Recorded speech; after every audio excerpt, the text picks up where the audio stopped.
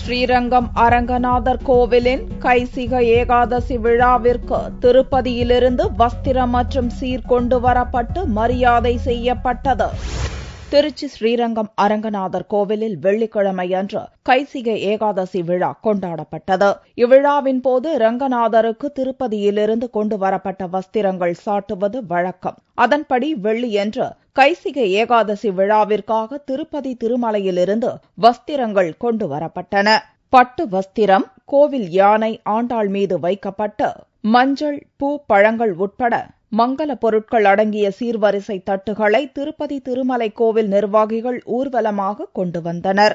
முக்கிய வீதிகள் வழியாக கொண்டு வரப்பட்ட வஸ்திர மற்றும் சீர்வரிசை தட்டுகள் ஸ்ரீரங்கம் கோவில் நிர்வாகிகளிடம் அளிக்கப்பட்டது.